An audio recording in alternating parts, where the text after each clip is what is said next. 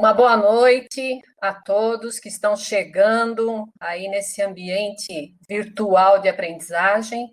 Hoje nós temos o prazer de contar aqui conosco com a professora Roseli Rodrigues de Mello.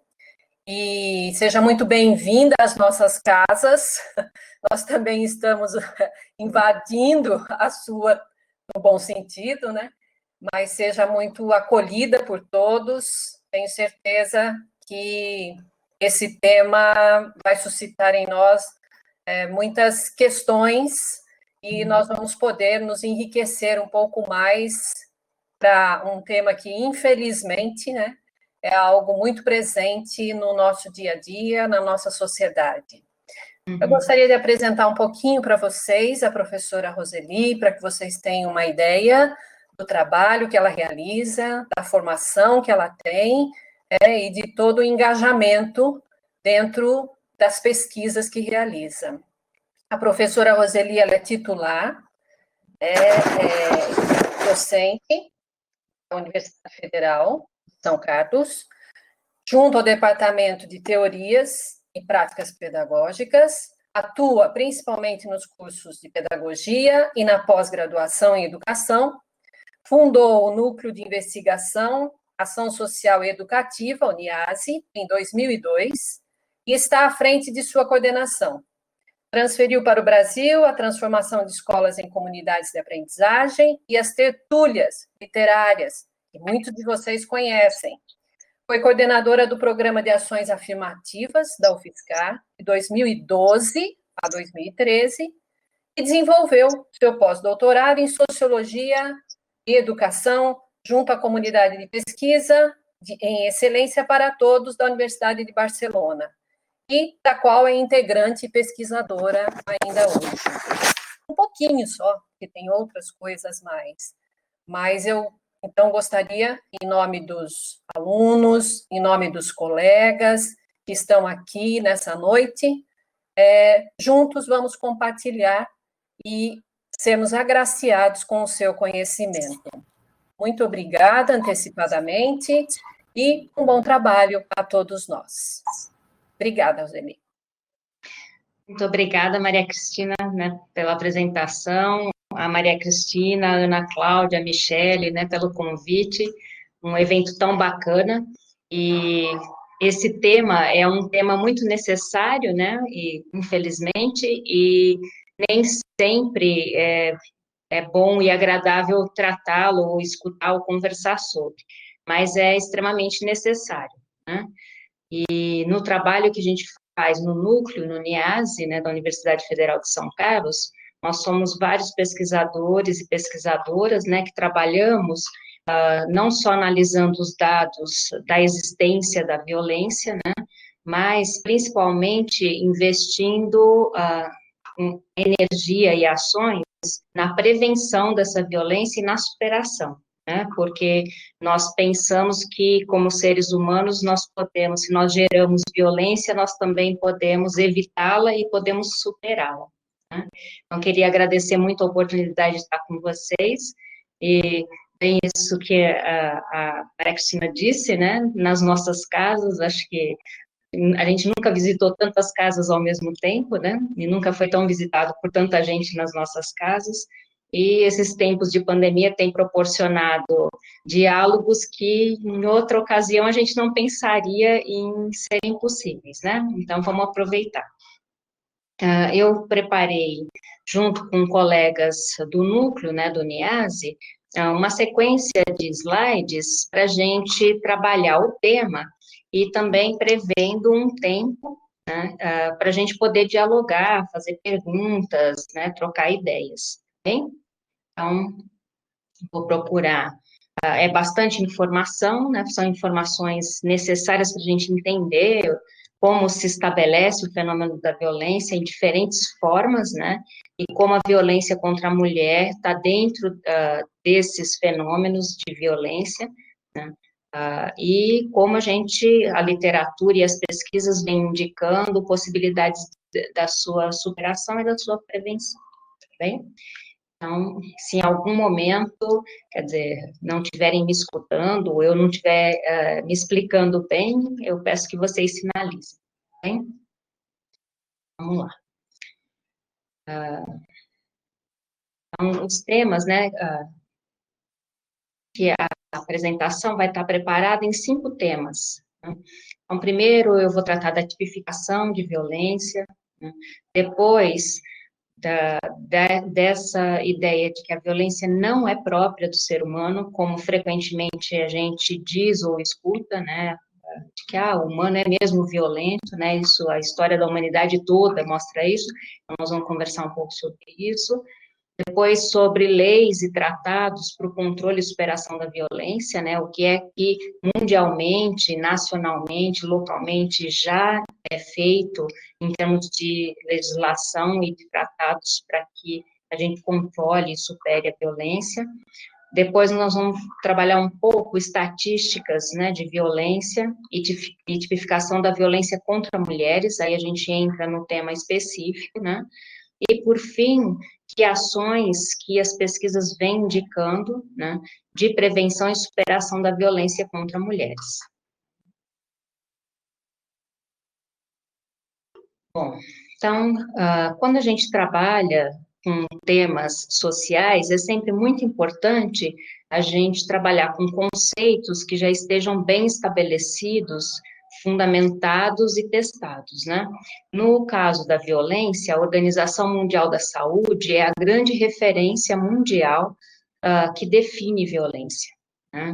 Então, e ela é definida, desde 2002, como o uso da força física ou do poder contra si próprio, contra outra pessoa, contra grupo ou contra a comunidade, para produzir de forma intencional sofrimento, morte, dano psicológico, desenvolvimento prejudicado ou privação. No caso da privação, inclui-se aí negligência e ato de omissão, né? Então, quando a gente não cuida de alguém por quem a gente é responsável, ou a gente se omite, né, no cuidado e na defesa de quem é mais frágil, então isso também é ato de violência, né? Então, ainda dentro da tipificação de violência pela Organização Mundial da Saúde, né, seriam basicamente 3 formas de violência. A violência autodirigida, né, então, que é ou o comportamento suicida ou a agressão autoinfligida, né, que a gente assiste muito atualmente como um fenômeno que vem se manifestando fortemente na juventude, né, nas crianças e na juventude, infelizmente, né. O outro âmbito é da violência interpessoal, então, no primeiro é a pessoa que faz violência contra si mesma, né? O segundo tipo é da violência de uma pessoa contra outra, interpessoal, e aí nessa interpessoal há uma divisão entre também 2 tipos. Um primeiro tipo é violência de família e de parceiro íntimo, né? E um segundo tipo, que é violência na comunidade, que pode ser entre pessoas conhecidas ou desconhecidas, né? E um terceiro tipo de violência, que é violência coletiva, que é quando é exercida violência social contra grupos específicos, ou violência política contra grupos específicos, como perseguição política, por exemplo, ou violência econômica, quando se nega direito básico a uma parte da população. Então, isso também é violência. Aí a gente vai falar da natureza dos atos violentos. Então, se a gente estava falando dos tipos, agora a gente vai falar da natureza. Então, a violência, ela pode ser física, ela pode ser sexual, ela pode ser psicológica, ou relacionada à privação ou abandono, né? Então, vamos lá.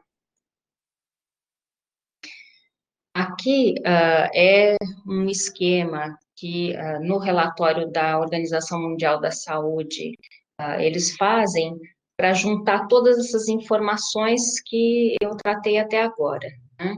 Então, aqui em cima, mostra, né, que pode ser autoinfligida, interpessoal ou coletiva. Quando ela é autoinfligida, né? Ela pode ser suicida, né, ou automutilação, que são os tipos, né? A interpessoal, ela pode ser individual ou comunitária, né? E aí pode ser em âmbito público ou privado, e aí o coletivo. E com os tipos. Na física, então, em todos esses âmbitos, a violência física pode ser manifesta. A sexual, ela só não é considerada como auto-infligida, né? É a única categoria que não é auto-infligida, né? Mas a interpessoal, a na comunidade, né? A psicológica pode acontecer em todas essas dimensões, né? E aqui também, a última também, né? E a Organização Mundial da Saúde também desenvolveu para tentar explicar como a violência pode ser estabelecida, né, em diferentes âmbitos, e, ao mesmo tempo, como ela pode ser evitada ou ela pode ser superada. Então, eles desenvolveram nos estudos o chamado modelo ecológico, né, para compreender a violência. Nesse modelo ecológico, né, muitas vezes o que a gente localiza, né, como uma violência individual, né, então, seja ela auto-infligida ou seja entre pessoas, né, interpessoal, por exemplo, ela está sempre envolvida por relações, né? E que são relações mais imediatas, então, que são as relações familiares e as relações comunitárias, assim, mais diretas, de escola, né? Mas que estão envoltas por uma comunidade maior, né? E, por sua vez, uma sociedade. Então, o que acontece como violência individual tem relação direta e influência direta dessas outras esferas que são mais amplas, né? O indivíduo é aquele que é atingido, né, diretamente pela violência. E aí nós vamos ver como é que essas esferas se articulam, né? Há fatores que criam um clima aceitável para a violência existir, né? Onde não há um clima que favoreça a violência não se estabelece, né? Isso é muito importante da gente saber, porque no mundo violento em que a gente vive, a gente tem que entender quais são os fatores que criam esse clima de aceitação da violência e, portanto, torna a violência possível, e quanto mais aceitável ela for, mais difícil ela é de ser superada, né? Então, isso é bastante importante da gente entender como indivíduos, como profissionais, como membros de comunidades, como membros de sociedades, né? Então, que fatores são esses que criam um clima aceitável, né? Normas culturais, né? É o primeiro fator. Então, que normas culturais? Aquelas que sustentam a violência como forma aceitável para resolver conflitos, né? Nós temos vivido tempos em que isso é muito nítido, no caso brasileiro, né? Então, seja na forma pessoal, né? Quando a gente diz que a outra pessoa bem que mereceu apanhar, ou ser ofendida, ou ser exposta, né? Então, isso é uma norma cultural de aceitação, de que a violência resolve um problema, um conflito, e não resolve, só piora, né? Ou quando a gente tem um discurso na mídia, né, que é aceitável, então, programas de televisão, programas policiais, né, de denúncia, que, enfim, que dizem que tais pessoas têm mesmo é que sofrer aquilo, precisam pagar de forma física aquilo. Então, isso também é uma norma cultural de aceitação, e isso fomenta a violência social, a violência individual, né? A violência em todos os âmbitos. Um segundo fator seriam atitudes, né, que consideram o suicídio como uma questão de escolha individual em vez de um ato de violência evitável, né? Isso também é bastante comum da gente escutar, né? De que alguém se suicidou porque quis, né? Quando uma pessoa que está sofrendo, né, de sentimentos suicidas e que está se auto-infligindo ações tentando suicídio, tem a ver com aquele âmbito ecológico todo, né, também das relações mais imediatas, também da relação comunitária, também das relações societárias, né. Então, há questões da sociedade, da comunidade, das relações mais próximas interpessoais, que interferem diretamente na produção desses sentimentos, né, e que também podem evitar, não só esse sentimento, como a ação, a tentativa do suicídio, né. Um terceiro fator seriam normas que dão prioridade aos direitos dos pais sobre o bem-estar da criança, né? Então, nos países, nos estados, nos municípios, né, nos grupos culturais, onde a normativa prioriza o direito do pai sobre a vida da criança, né, esse tipo de norma favorece a aceitação de violência como uma forma, né, de resolver problemas. Né? Ao invés de inibir a violência, fomenta a violência. Né? Então, também, no Brasil, a gente tem um discurso que reflete muito essa nossa norma, que não deixa de ser cultural também, né? De que quase as crianças são propriedade, né, dos pais, pai, da mãe, da família. E o discurso de que a palmada educa, de que, né, quando eu era criança eu apanhei e não virei bandido, não sei o quê. Então, isso tudo são discursos que fomentam atitudes e possibilidades de violência numa sociedade, mas também numa família, entre pessoas, entre grupos, etc.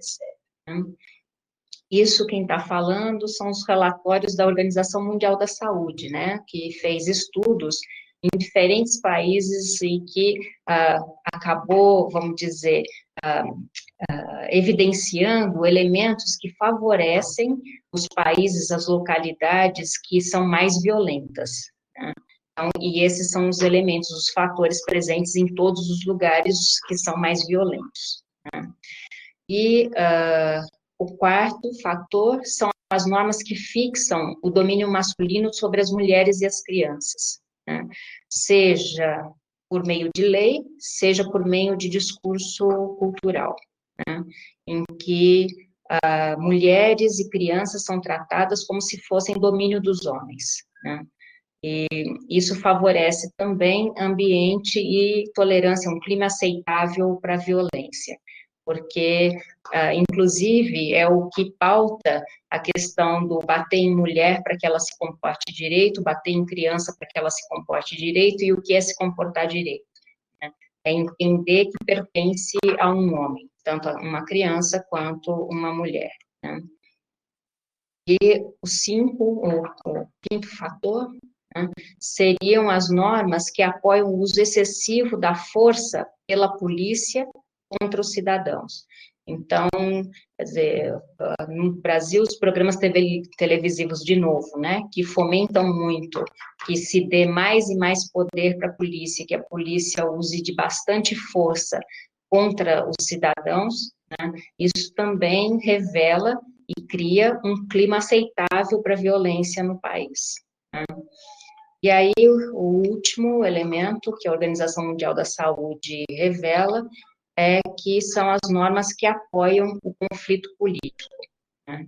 Então, que apoiam os discursos de conflito político entre grupos divergentes politicamente. Então, sobre isso também, creio que não preciso comentar muito, porque no país há algum tempo a gente vem vivendo esse clima que favorece o conflito, né, e que torna aceitável a violência entre grupos, né. Bom, e a violência é própria do humano? Não, ela não é própria do humano, né? Então, há muitos discursos cotidianos que procuram dizer, né, que na história da humanidade sempre houve violência, se até entre os animais tem violência, o humano também é um animal, então a violência também. Bom, o humano é um animal social, né? E é um animal que tem metacognição, ou seja, um animal que é capaz de pensar sobre o que faz e que é capaz de pensar sobre o que pensa, né? Isso o põe, né, nos põe numa situação diferente, né? E de um consórcio, vamos dizer, social que outros animais não têm, né? Que é mediado por símbolos, né? Por signos, e por criação de sentido que é coletivo. Né? Bom, então, da mesma forma que o humano gera e pode identificar violência ao longo da história, né, da humanidade, nós, como humanos e humanas, também podemos identificar e gerar ações, né, que evitam e que buscam superar. Isso a gente vê na história da humanidade, né, tanto ações de setores, países, organizações, pessoas, para evitar e para superar a violência, né? E a educação é uma das vias, vamos dizer, fundamental para o trabalho de prevenção da violência e também de superação da violência, né? Então, a gente, via educação, tem um papel bastante importante. Bom, então, aqui a gente tratou dos dois primeiros temas, entro no terceiro tema, né, que já, vou trazer aqui algumas informações sobre tratados, né, e legislações, tratados internacionais, legislações nacionais, né, sobre, que buscam garantir o direito de uma vida sem violência, né.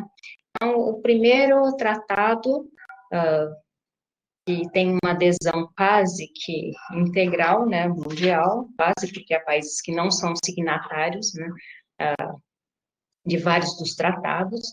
No caso dos direitos humanos, é uma carta de intenções que rege uma sequência depois de normativas entre países e de dentro dos países, né. O Brasil é signatário de praticamente todas essas legislações e esses tratados, né. Então, os direitos humanos, ou a Declaração Universal dos Direitos Humanos, aqui a gente está trazendo dois destaques, né? No artigo 1º, se declara a liberdade e igualdade de todos os seres humanos, né? Então, embora a gente não tenha isso como uma realidade estabelecida, nem dentro dos países, nem entre os países, né, é muito importante a gente ter como um horizonte a ser alcançado, né, porque é isso que torna a gente gente melhor, população melhor, que é buscar que todo mundo tenha liberdade e igualdade, né. O artigo 3º, nós também a gente faz o destaque, toda pessoa tem direito à vida, à liberdade e à segurança pessoal, todas as pessoas, né? Portanto, todas as pessoas têm o direito a viver uma vida livre de violência, né? Bom, então, outra declaração que a gente traz, né, para o debate é a Declaração sobre a Eliminação da Violência contra a Mulher, né? E aqui a gente já vai começando a focalizar mais o tema que a gente está trabalhando essa noite, tá? Então, na declaração, né, sobre a eliminação da violência contra a mulher, também é uma declaração internacional, né, o seu artigo 1º, né, diz que a violência contra as mulheres significa qualquer ato de violência baseada no gênero, ou seja, o fato, a violência cometida pelo fato da mulher ser mulher, né? E aí, que cause dano ou sofrimento físico, sexual, psicológico para as mulheres, incluindo ameaças de tais atos, a coação, né, ou a privação arbitrária de liberdade que ocorre e pode ocorrer tanto na vida pública como na vida privada. Então, qualquer uma das ações que envolvam esses elementos, essas ações são caracterizadas como violência contra a mulher. E é contra esses atos de violência, né, que a gente precisa lutar, porque o mundo precisa melhorar, né? E não tem como ele ser melhor se um grupo sofre, né, coerção ou violência física de outro grupo. E se a gente pensar que a população mundial, mais da metade da população mundial é de mulheres, então mais da metade da população sempre está exposta a risco de violência. Bom, aí quando a gente fala do Brasil e fala, né, de legislação, aí já é legislação para proteção, né, de mulheres contra a violência, né, então a gente tem a Lei Maria da Penha, que é datada de 2006, né, e que cria mecanismos para coibir e prevenir a violência doméstica e familiar, né, que a gente já viu que é uma tipificação da violência, né, contra a mulher, e estabelece medidas de assistência e medidas de proteção às mulheres em situação de violência doméstica e familiar. Outra lei é a lei do feminicídio, né, que inclui o assassinato de mulheres na lista de crimes hediondos. Feminicídio é um tipo de morte pelo fato de ser mulher. A mulher é morta não por outro motivo, mas pelo fato dela ser mulher. E aí, também trazer para cá, né, lembrar da Convenção sobre o Direito da Criança, né, que foi assinada pelo Brasil em 90, e por que a gente está trazendo também a Convenção sobre os Direitos da Criança, né? Porque as crianças também sofrem violência, e dentre as crianças, a maior parte de crianças que sofrem violência, crianças e adolescentes, são meninas, né? Então, a gente também traz a discussão sobre a violência contra meninas e adolescentes pelo fato de serem mulheres, né? Então, isso também está dentro do debate sobre a violência contra a mulher. E no Estatuto da Criança e do Adolescente, o ECA, né, que é de 90 aqui no Brasil, a gente tem uma legislação que procura proteger as crianças contra a violência, né, contra crimes de violência contra a criança. E outra convenção internacional que a gente traz também para o debate é sobre a eliminação de todas as formas de discriminação racial, né? Então, é o direito a uma vida livre de violência, né, e de violência racial, né? Aí a gente tem, né, no Brasil, a lei que define os crimes resultantes de preconceitos de raça e de cor, né, e que foi sofrendo alterações ao longo do tempo. Por que a gente traz também a Convenção Internacional, né, de Discriminação Racial e as leis sobre racismo? Porque as mulheres negras, né, pelo fato de serem negras, sofrem discriminação e violência pelo fato de serem mulheres e serem negras, né? Então, essas são formas de discriminação e violência que vão se juntando contra pessoas e grupos. Bom, então, sim. E nós temos convenções e legislação, né, que procura proteger as mulheres contra a violência, nós já temos, mas nós sabemos muito bem que a violência continua sendo exercida. E aí já vou chamar atenção para que a gente tem essas normas, mas a gente tem um clima cultural que favorece a existência da violência, né? E esse mesmo clima cultural que favorece a existência da violência também fragiliza a aplicação das normativas e das leis, né? Bom, então vamos ver agora como que essa fragilização se revela, né, nos números sobre a violência, tanto no Brasil quanto no mundo. Então, nós vamos falar sobre dados e estatísticas da violência contra mulheres.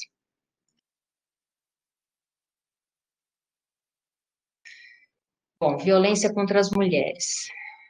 35% das mulheres em todo o mundo já sofreram algum tipo de violência física ou sexual. 38% dos feminicídios no mundo, ou seja, morte de mulher porque é mulher, né, o assassino é um parceiro íntimo da vítima. 17,8% das mulheres no planeta, ou cerca de 1 em cada 5 mulheres, relataram violência física ou sexual de seus companheiros nos últimos 12 meses. A violência contra as mulheres é considerada uma pandemia global, né? Lembrando que o Covid é uma pandemia, né? Então, a violência contra as mulheres também é considerada uma pandemia pela ONU. Bom, indo de novo aos dados, né? No caso, no Brasil, são 13 assassinatos de mulheres por dia. As mulheres jovens foram as principais vítimas de feminicídio. Então, há também um discurso que a gente costuma ouvir repetidamente, né, que a violência sexual, física, né, e o feminicídio são exercidos mais contra mulheres maduras ou mulheres casadas que estão em relação estável, né? O que os dados vêm mostrando é que isso tem se modificado, né? Hoje em dia, as mais vulneráveis são as mulheres jovens, e não necessariamente as que estão em relação estável, né? As relações esporádicas também podem ser relações violentas. Então, estar em relação que não seja de casamento não significa não estar exposta ou exposta à violência, né? Então, mulheres jovens foram as principais vítimas de feminicídio. 31% estavam na faixa etária de 20 a 29 anos, e 23% de 30 a 39 anos. Mais da metade dos óbitos, 54%, foram de mulheres de 20 a 39 anos. E qual é o perfil, então, das mulheres vítimas? Na sua maioria, são meninas e mulheres negras, né? Então, trazer a questão racial é importante, né?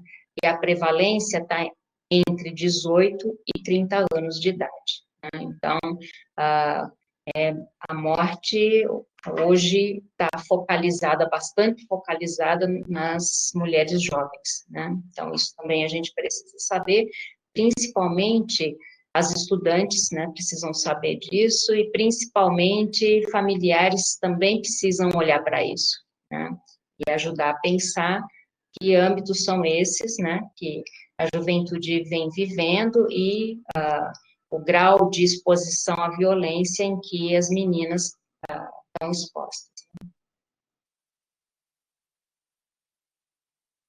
Bom, e aí quando a gente vai para a violência contra crianças e adolescentes, né, como eu sinalizei, se a gente pega o relatório da CINAM, né, em 2017, foram feitas 85.293 notificações, né, de violência física, foram 69,5%, né, e 27,1% foram de violência psicológica, e 3,3% de episódios de tortura contra crianças e adolescentes, né, o que é bastante grave. Então, quase 3 mil crianças, onde a denúncia chegou, né, foram torturadas em 2017. Aí, sobre estupros, entre 49.497 denúncias, 50,9% eram crianças de até 13 anos. Isso também traz para a gente um alerta muito importante, né, de que as nossas crianças não estão seguras, né? E é muito importante a gente saber que a grande maioria dos abusadores, né, são pessoas conhecidas da família ou são de dentro da família. Então, a gente também precisa prestar atenção nisso, né? 17% de adolescentes de 14 a 17 anos, né, também sofreram estupros, 32% acima de 18 anos. A grande maioria de crianças, adolescentes e jovens, né, são meninas e mulheres. E aí, quando a gente entrecruza os dados, né, de gênero com a violência racial, aí a gente também precisa prestar atenção, né? De 2006 a 2016, houve um crescimento de 18,2% de violência né, na população negra, né, contra decréscimo de 12,2 na população não negra. Então, 76% das mortes em intervenções policiais foram de pessoas negras. Então, isso a gente também vem assistindo, né, no país, a mídia divulga fortemente, né, que a grande maioria, né, 76% das mortes de pessoas por policiais são pessoas negras, né. Então, quer dizer, nós temos certamente um problema de racismo no país que nós precisamos enfrentar e superar. E aí, quais são as formas definidas juridicamente de violência contra a mulher no Brasil, né? Então, essas definições, elas são de órgãos, né, do órgão judiciário do país, né, e são definidas, pautadas nessas referências internacionais que eu já mencionei, né, mas também, às vezes, tem alguma pequena diferença. Né? Então, a violência contra a mulher é aquela mesma definição que é a definição da Organização Mundial da Saúde, né?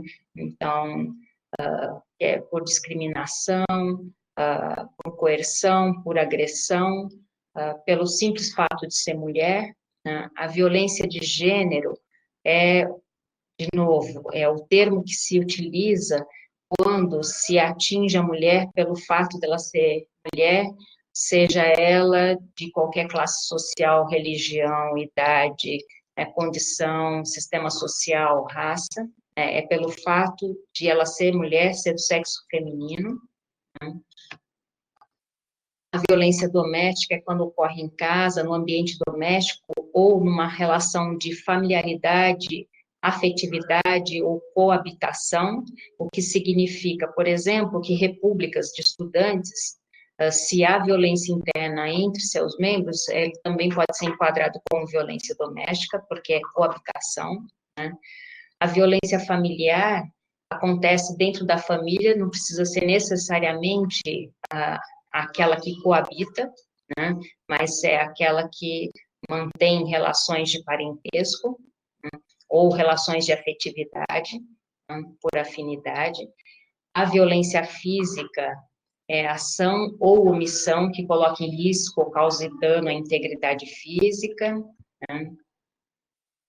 A institucional é uma violência importante, né, da gente conversar, porque é aquela de gênero, étnico-raciais, econômicas, que acontecem dentro de instituições, né, e acontecem em diferentes sociedades. Né. Quando a instituição trata com desigualdade a pessoa pelo fato, seja a instituição pública ou estatal, né, privada também, pelo fato da pessoa ser mulher, ou pelo fato da pessoa ser pertencente a um determinado grupo étnico-racial, ou a um grupo etário, né? Então, isso é violência institucional. Aí, a violência intrafamiliar e doméstica, que é uma intersecção entre aquelas duas primeiras, e que fala do abuso físico, sexual, psicológico, negligência e abandono, né?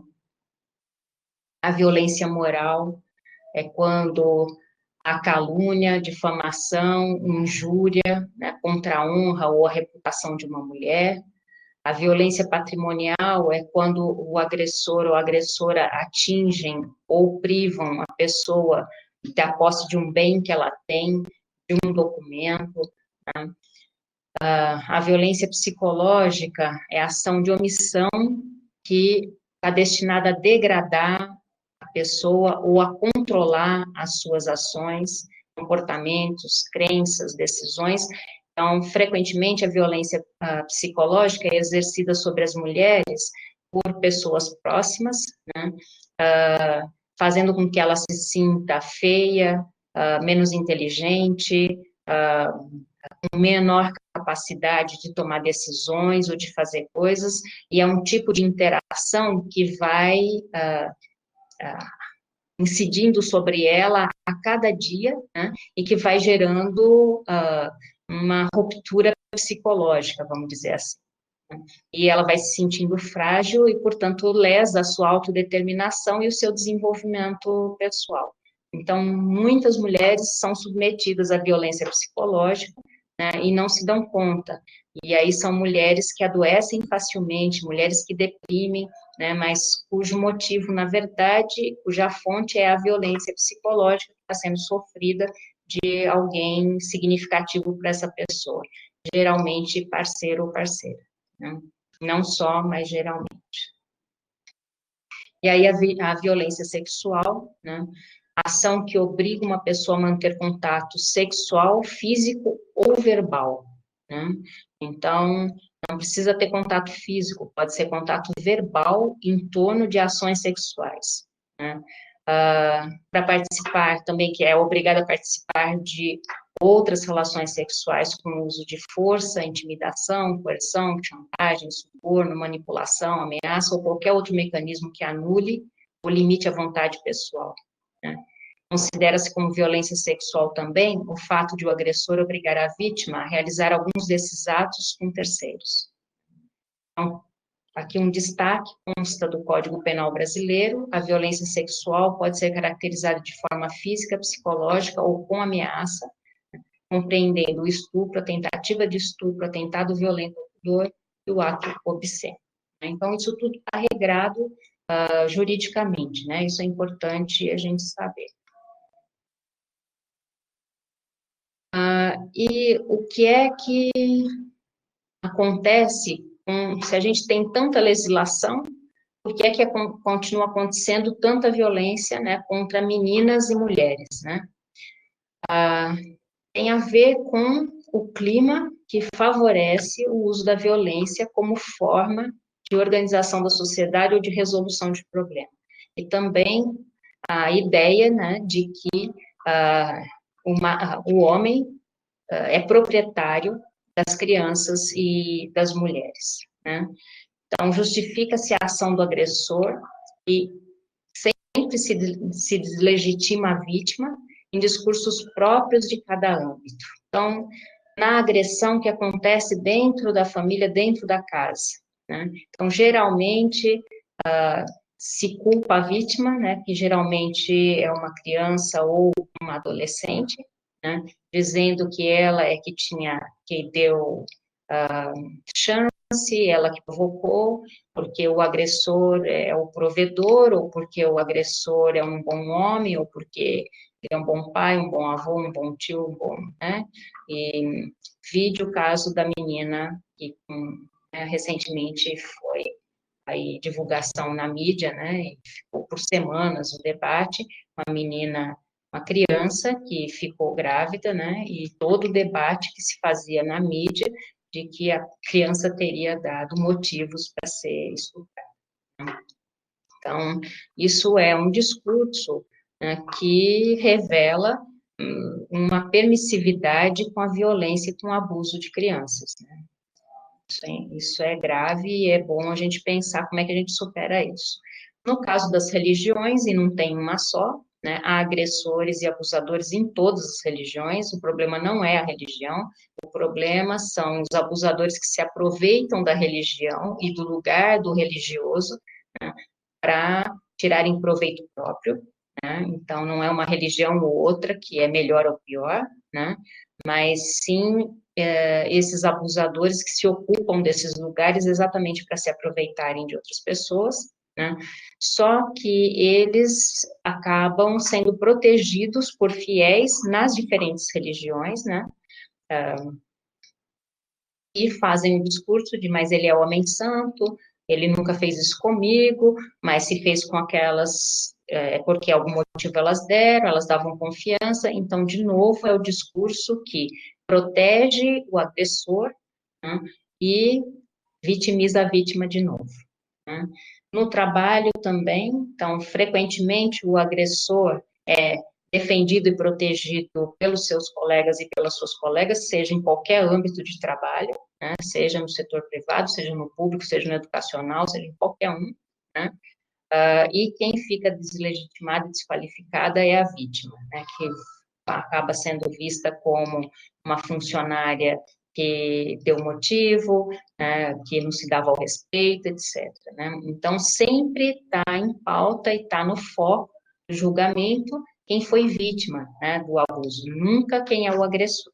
E isso revela uma cultura, né, que apoia a violência e os abusadores, né? Uma naturalização do proveito sexual masculino como se fosse a coisa mais natural do mundo, né? E não, isso é violência contra a mulher. Mas também em grupos de iguais, né? Na juventude também.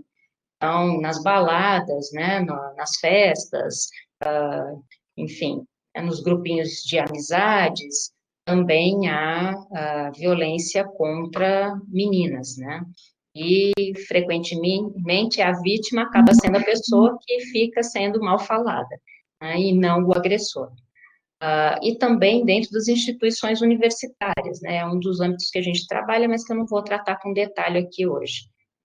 Então, frequentar movimento nacional, né, de estudantes de universidades públicas e privadas, há pesquisas que mostram isso, que há assédio não só de professores em relação a alunas, mas também de professoras, né, e também funcionários, mas também entre estudantes, né, e que isso acaba gerando difamação das vítimas, né, das meninas, e abandono dos cursos, né, e as instituições pouco tomam em conta que há uma evasão que não é acadêmica, há uma evasão que é por assédio sexual, né? Então, isso também é importante da gente saber. Como eu disse, infelizmente, né, são coisas, ter que dizer tudo isso, né, é muito triste, né, porque preferia estar falando de outra coisa se a realidade fosse mais bonita, mas para a gente deixar a realidade mais bonita, a gente precisa falar das coisas feias também, e pensar como é que a gente faz para superar, né, o que não é bonito e deixar o mundo mais bonito, né. E, portanto, o que fazer para prevenir e superar a violência contra mulheres, né? Qualquer tema, né, das ciências humanas, sociais, da saúde, eles não podem ser tomados só com boa intenção, né, ou com uma boa ideia, ou porque eu li um texto e tive uma boa ideia e vou agora criar uma intervenção, né. Isso é bastante perigoso, né, porque a gente está mexendo com temas super complexos e que põem em jogo a vida de pessoas, né. Então, cada vez que a gente se propõe a trabalhar com esses temas, né, que são de vida e morte, vamos dizer assim, né, a gente tem mais ainda do que nos outros temas, né, que tomar muito cuidado com o que a gente está fazendo. E, portanto, fazer revisão de estudo científico, internacional e nacional, que tenham mostrado evidência do que é que está sendo feito, que pode funcionar e qual é o resultado que dá, é fundamental para a gente começar a esboçar qual é a forma de intervenção e ver o que é que vai dar sucesso e não, ao invés disso, produzir mais sofrimento para as vítimas, né? Então, não vale boa intenção e boa ideia no tema de prevenção e de superação de violência, seja de violência contra as mulheres ou de violência em todo o âmbito de gênero, né, ou de violência racial, né. Então, trago aqui o que os estudos, né, internacionais vêm indicando sobre a formação que nós temos, né. Então, isso tudo não é biologicamente do humano, né, conforme eu estava dizendo, não, né, o humano não é naturalmente violento, não é isso, né. Agora, socialmente nós construímos violência, e da mesma forma que nós podemos construir violência, nós podemos evitar violência, né, preveni-la, e nós podemos superar violência. Então, o que é importante a gente saber? Que no processo de educação, né, ou de socialização, conforme a gente vai virando gente, vai sendo formado para ser gente, vai formando outras pessoas para ser gente, cada um e cada uma vai aprendendo o que pode e o que não pode na sociedade, né? E se a gente está numa sociedade que é permissiva com a violência, principalmente a violência, né, contra alguns grupos específicos, né, de dominação de um grupo sobre outro, é assim que as pessoas vão sendo formadas. Então, como a gente pode se socializar e se formar para constituir um mundo diferente desse? E não é para daqui 50 anos, é para já, né? Então, o conceito de socialização é bem importante, né? E o que que ele é? É que nós nos formamos na relação com as outras pessoas, né? Então, tudo que ouvimos, que vemos e com o que interagimos nos forma. E aí, a mídia, então, os filmes todos sobre violência, né? Os jogos, videojogos sobre violência, os grupos de amigos com as piadas violentas, que desqualificam as mulheres, né, que desqualificam homossexuais, lésbicas, negros, né, isso tudo vai formando. Então, se a gente tolera escutar isso, né, a gente passa a pensar isso também, né? Então, portanto, as nossas escolhas e nossas relações, se são negativas e tóxicas, né, nos conformam a isso. Nós também viramos uma pessoa não muito boa, né? E se atingem nossa mente, dessa forma, se são boas, né, elas podem nos ajudar a fazer melhores escolhas. De qualquer forma, as pessoas com quem nós convivemos, o tipo de programa de TV que a gente vê, né, o tipo de música, né, aquelas músicas que falam, né, do amor que, já que não está comigo, precisa morrer, etc, etc, isso tudo vai formando o que a gente sente e o que a gente pensa. Então, a gente pode escolher o que a gente consome, vamos dizer assim, e com quem a gente está também. Não é fácil, porque a gente é coagido, né, empurrado para estar com pessoas que são mais violentas, e eu vou falar um pouco disso também, né?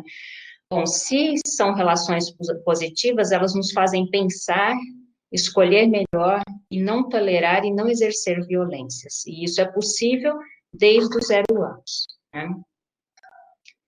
Então, por isso, a violência, a gente tem que se propor a constituir violência zero, zero tolerância à violência desde os 0 anos, né? Então, o trabalho que a gente faz no NIASE é um trabalho, é um conjunto bastante amplo de ações que envolve desde a educação infantil, então, de como é que a gente forma professores, familiares, para trabalhar a tolerância zero, desde os 0 anos, a violência, né? As séries iniciais, ao ensino médio, a grupo de terceira idade, então nós temos um leque bastante amplo de trabalho, né? Então, é violência zero desde os 0 anos, né? A gente trabalha com contextos totalmente livres de violência, então é tolerância zero a qualquer tipo de violência dentro do ambiente escolar, por exemplo, né? E como é que isso faz? É o combate ao protagonismo de crianças, jovens e adultos violentos, né?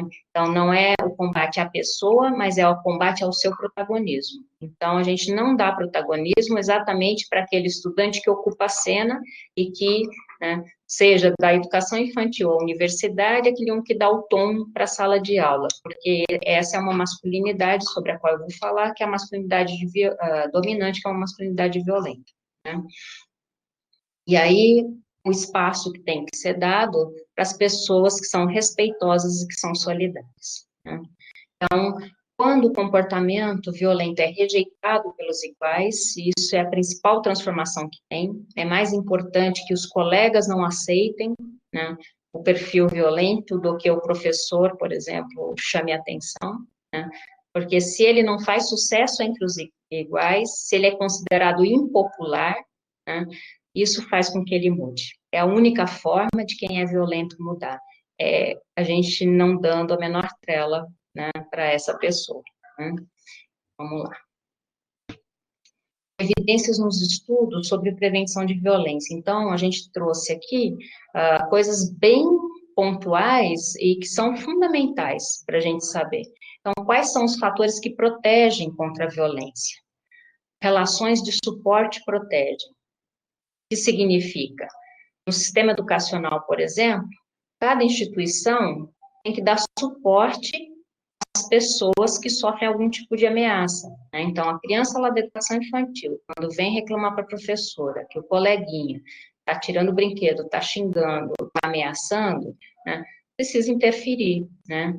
E não é dizer para essa criança, larga a mão de chorar, a criança depois se entende. Não é isso. Quando a gente faz isso, a gente está fortalecendo quem ameaça e fragilizando quem está sendo ameaçado. Né? Isso é um exemplo. Outro elemento é a amizade protege. Né? Então, a gente ajudar a desenvolver nas novas gerações. Sentimento de amizade é fundamental. Né? É bastante importante. E a atuação do observador, né? Que é o bystander intervention, né? Que é um termo internacional, e protege bastante. Ou seja, a gente, como observador de ações de violência, a gente está bem formado para não aprovar a violência, para interferir na ação de violência, né? Então, isso também protege. E fatores que aumentam a intervenção com sucesso, né? Confiança na capacidade própria. Então, isso tudo é possível de ser trabalhado. Eu não vou poder aqui tratar cada um desses elementos, tem formas de fazer isso, né? E a gente pode deixar depois bibliografia para quem quiser ver, e contatos lá do NIASE, para quem quiser aprofundar a conversa. Desenvolver modelos de coragem e de intervenção, né? E também ter coesão, comunicação e consenso. Então, a amizade sem violência é algo muito importante da gente ajudar as novas gerações a desenvolverem, mas de cada pessoa ter muita clareza de que não precisa ser amiga de todo mundo, né? Quer dizer, quem gosta de mim, me trata bem. Se não me trata bem, não tem por que estar perto de mim, né? E isso, se desde as crianças a gente começa a trabalhar isso fortemente, a gente ajuda a quem não se comporta bem, modificando, porque senão não vai ter amizades, né? E também as escolhas, né? As meninas não vão mais escolher aquele cara que trata mal, né? Porque o cara que trata mal não tem que estar perto de ninguém, né?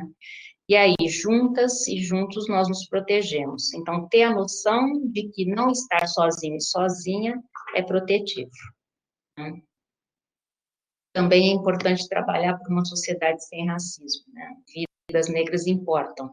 Então, é um tipo de violência que está muito presente, né? Que a gente tem que estar atento e que eu sei que vocês vão estar tratando mais diretamente, né? Numa conversa específica, então, só estou fazendo uma menção aqui.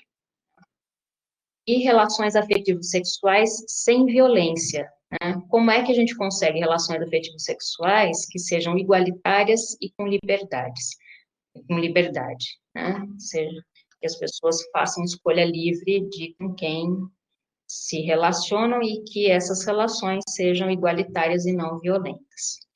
Então, superando aí estereótipos e mitos, né? O amor, o desejo e a atração não são instintivos, não são atração fatal. É um raio que me atingiu, não consigo dominar, não tem a ver com isso, né? Amor, desejo e atração fazem parte da nossa socialização. A gente aprende a ter atração e a gostar de um determinado modelo por diferentes motivos, mas diretamente pelo tipo de socialização que a gente tem nos ambientes onde a gente é criado e com quem a gente convive.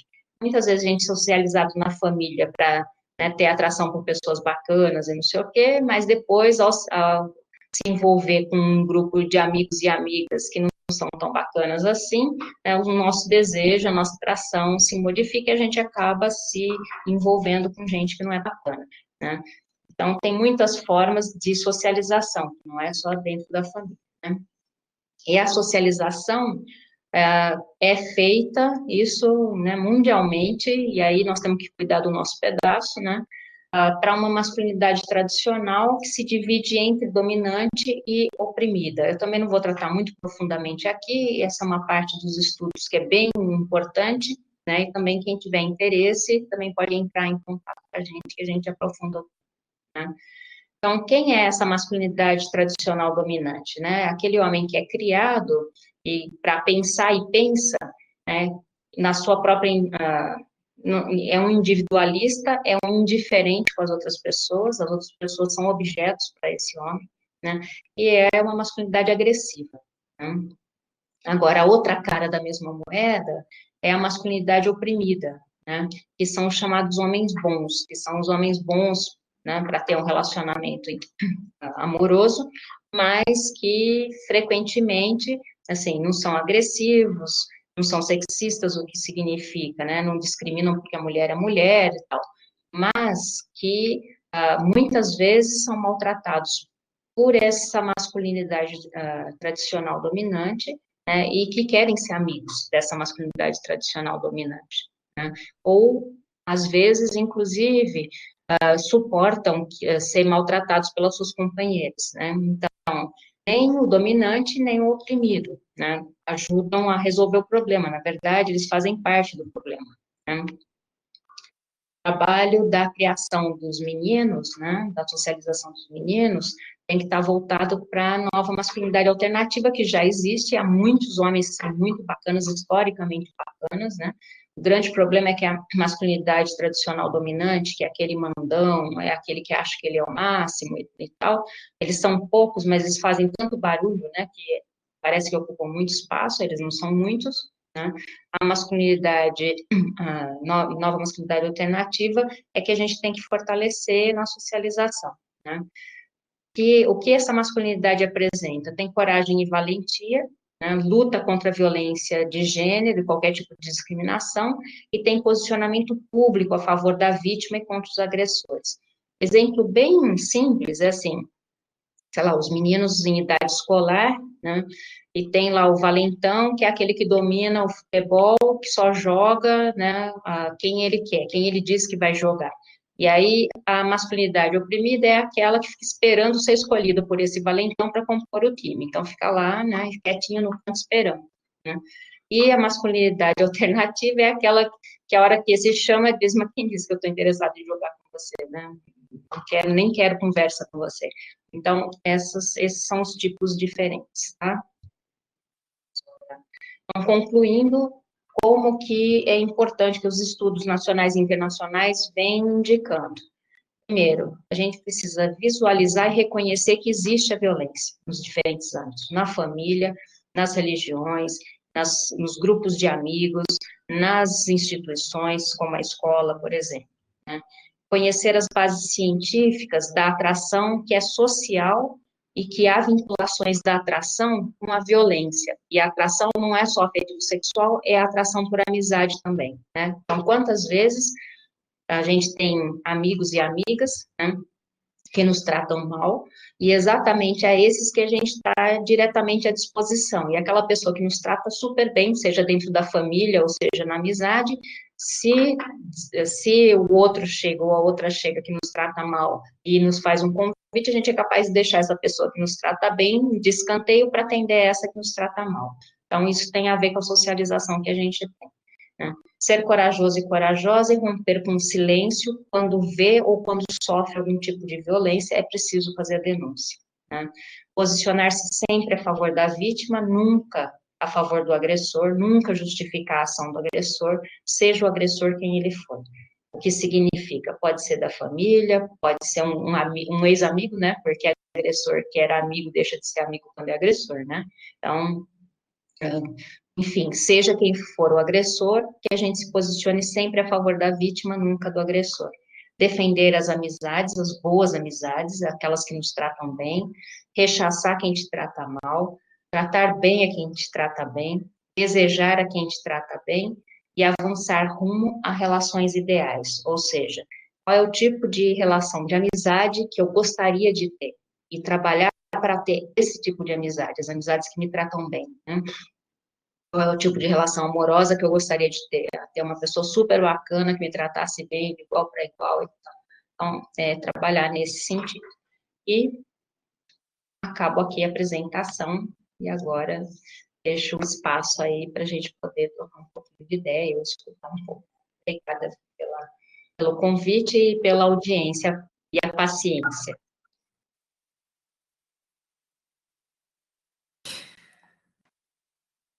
Roseli, foi ótima a sua apresentação, maravilhosa, muito esclarecedora.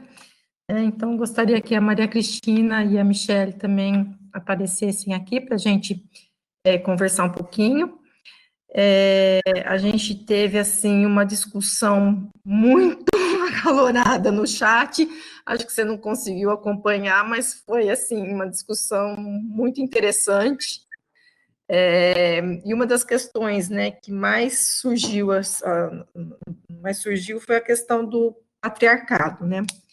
Essa questão do homem, né, achar que tem poder sobre a mulher, né, essa relação de poder dele com a esposa, com a vítima, né. Se você quiser falar um pouquinho, né, se a Cris e a Michelle quiserem comentar também, depois eu coloco algumas outras coisinhas que surgiram no chat também. Legal. Michelle, quer?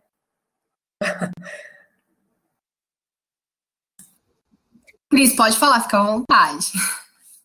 Não, a gente vive... A Roseli colocou umas questões aí que são realmente fruto, né, de uma realidade cultural, social, econômica, e até a influência, né, da cor da pele, muito forte essa questão que está muitas vezes diretamente ligada à questão econômica, né? Boa parte que a gente viu aí das pessoas, tanto das mulheres quanto dos homens, dos adolescentes, né, das crianças, que de certa forma visivelmente mais sofrem com essa violência em todos os sentidos, né? São as pessoas negras, né? E vídeo que a gente vê em termos das cadeias, que, né, como elas estão superlotadas no país inteiro, ou mesmo tanto para os homens quanto para as mulheres, né? E essa questão de que a gente não é violento, mas a gente é um animal que se torna violento pelo meio, pelas ações que estão envolvidas ao nosso redor, é algo que nos motiva, como a própria Roseli disse, a ver que é um fenômeno social, que é um fenômeno e que pode ser alterado. Não é uma coisa normal, né? Não dá para aceitar como algo que é normal isso acontecer. Não é. E essa luta contra a violência ela tem que ser constante. Embora existam leis, existam tratados, isso são, né, resultado de lutas. Mas a gente não pode dormir, não pode achar porque conseguiu uma letra de lei que isso vai ser garantia. E não é. É o movimento o tempo inteiro, né, a busca por essa igualdade, por garantias das pessoas terem liberdade e não precisarem, não serem vítimas, né, da violência em todos os sentidos. E a gente vive, de certa forma, né, observando no nosso país, uma falsa ideia de que nós estamos seguros, que nós não somos vítimas de violência. Nós somos o tempo inteiro. Tem momentos que não dá vontade, né, nem de ligar uma televisão, porque o tempo inteiro nós estamos sendo violentados, né? As agressões. Eu vejo muitas vezes, eu que gosto, né, de música, e sou assim, bem eclética, eu gosto de todo tipo de música, eu acho que tem uns sons, tem umas variáveis musicais que são extremamente agressivas, que transformam principalmente a mulher numa coisa deplorável, para não falar nojenta, né? Então, é uma luta de todo dia, a todo momento, que a gente não pode esmorecer de maneira nenhuma, e nós que trabalhamos, principalmente, e formamos pessoas para trabalhar com crianças, essas crianças, elas estão expostas o tempo inteiro a uma violência sem tamanho. Eu vejo essa coisa crescendo dia após dia, e independente da classe social, né? Porque as pessoas, muitas vezes, imaginam nesse período de pandemia ficar com criança O tempo inteiro eu comentava isso em casa. Imagina ficar com uma criança num apartamento. O que essa criança deve ter vivido nesse período? É como, né, manter a sanidade tanto do adulto quanto da criança numa relação que muitas vezes desgastante. Então, são tantas questões relacionadas a esse tema, e principalmente, que foi, digamos assim, um mote maior, que é com relação à mulher, né? A mulher que enfrenta aí, né, pela sua condição, muitas vezes, questões seríssimas, né? E é isso aí, infelizmente, é luta. A gente não pode esmorecer, a gente tem que se apoiar, a gente tem que buscar pessoas que contestem esse tipo de ação.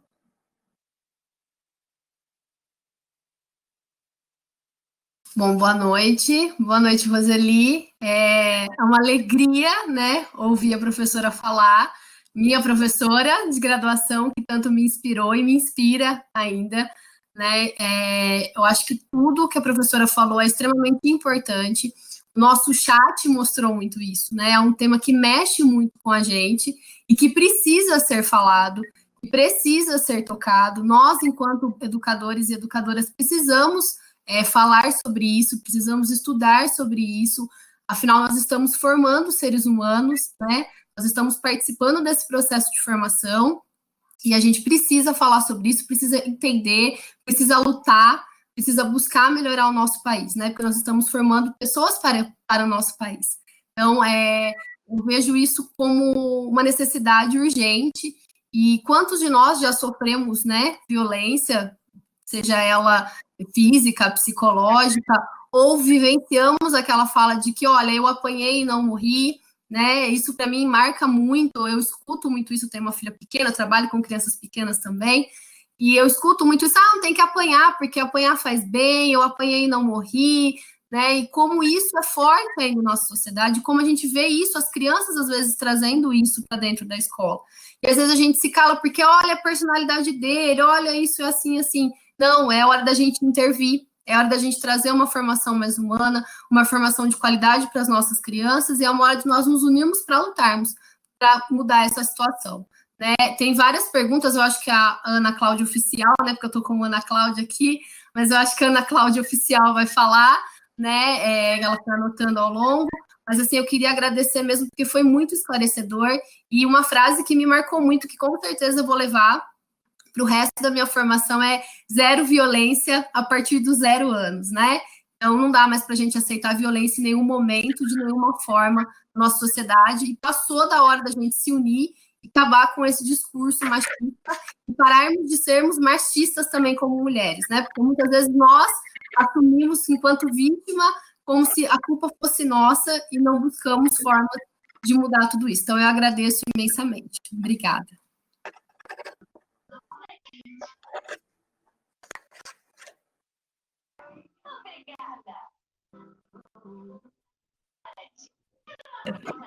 Roseli, antes de você responder, tem uma pergunta do Tiago Vilela sobre a questão do homem trabalhar com a criança, né?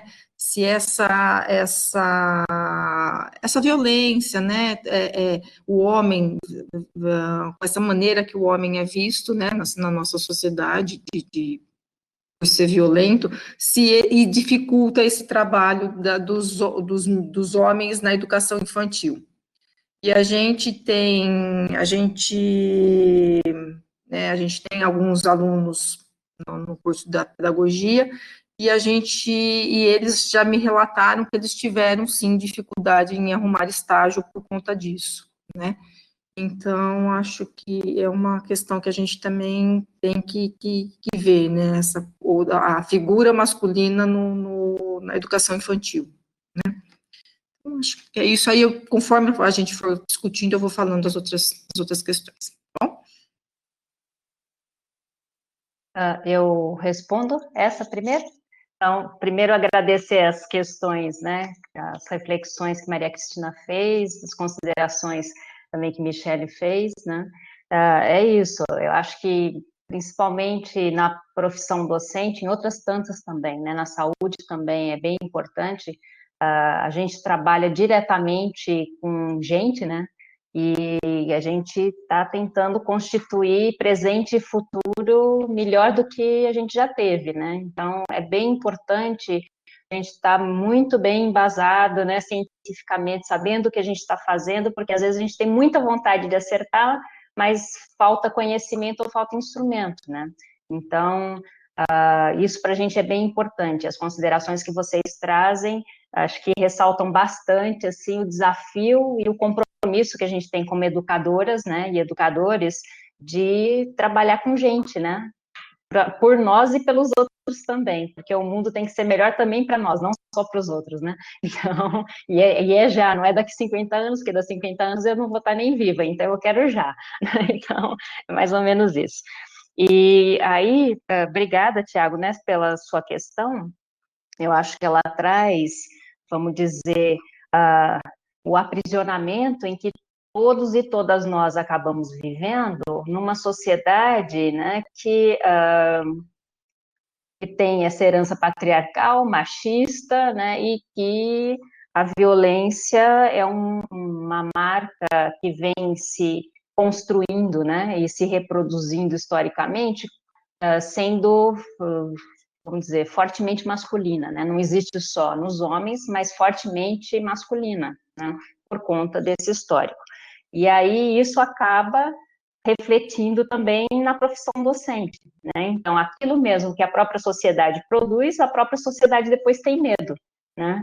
Então, enfim, e aí alguns indivíduos sofrem, né, o monstro que a sociedade criou, né? Que é esse medo do masculino, tá certo?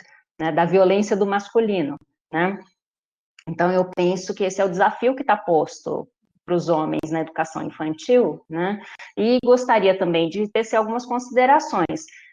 Isso é muito próprio, né, de alguns países, não de todos. O nosso faz parte dele, né? Então, se a gente pega a Finlândia, por exemplo, não só a Finlândia, a Alemanha, né? Há muitos países em que a educação infantil tem muitos professores homens, né? E isso não é nenhum problema, né? Nem é debate, tá certo? É problema para a gente, né? E se é problema para a gente, aí vamos falar do nosso pedaço, né? Que é o Brasil. Isso é um sintoma, né? Então, significa que tem alguma coisa que está na raiz disso que a gente precisa conversar e que tem a ver com esse tema da violência, né, contra a mulher e contra as crianças, e que é reconhecidamente pela sociedade produzido pelos homens, porque, quer dizer, quando esses movimentos todos, né, agressivos contra tanto as questões de gênero, identidade de gênero, como da presença dos homens na educação infantil, né, porque frequentemente são as mesmas pessoas e os mesmos grupos, né, que gritam contra isso tudo, né, enfim, tem a ver com esse sintoma, né, que são grupos que reconhecem muito a violência masculina, né, talvez, né, porque reconheçam essa masculinidade dominante, vamos dizer, né, e aí projetam nos outros, né, então, enfim, na questão da educação infantil, eu penso que tem uma outra... Então, é algo a ser discutido, né? Porque sim que tem que ser um território que possa ser masculino também, porque as crianças não são propriedades das mulheres, tá certo? Nós educamos, né? Mas nas sociedades católicas, né, as mulheres são as educadoras, vamos dizer, né?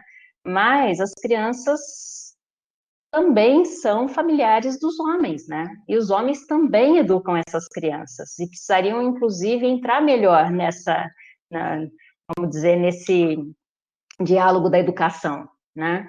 Então, é muito importante ter referentes masculinos também na educação infantil, e isso não é nenhum problema, né? Agora, do meu ponto de vista, tem um outro fio que a gente precisa puxar aí, que é um problema. É a forma como nós, adultos, tratamos as crianças, e aí independente de sermos homens ou mulheres, né? Por quê? Porque nós nos apropriamos das crianças, né, das vontades delas e dos corpos delas, como se elas fossem nossos objetos. Então, eu vou traduzir isso. A gente beija as crianças sem as crianças quererem, por exemplo. As crianças têm direito a não serem beijadas. Quando as crianças dizem, eu não quero, eu não gosto, qual é o problema? Né?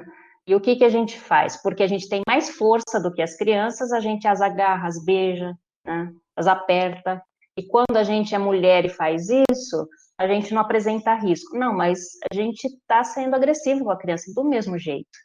Porque a gente está passando por cima de algo que a criança está dizendo não. Né? Uma das coisas que a gente trabalha na educação infantil, desde a educação infantil no Violência Zero desde o zero, é que não significa não. Se uma criança diz para outra criança que não quer brincar daquilo, a outra criança não pode puxá-la.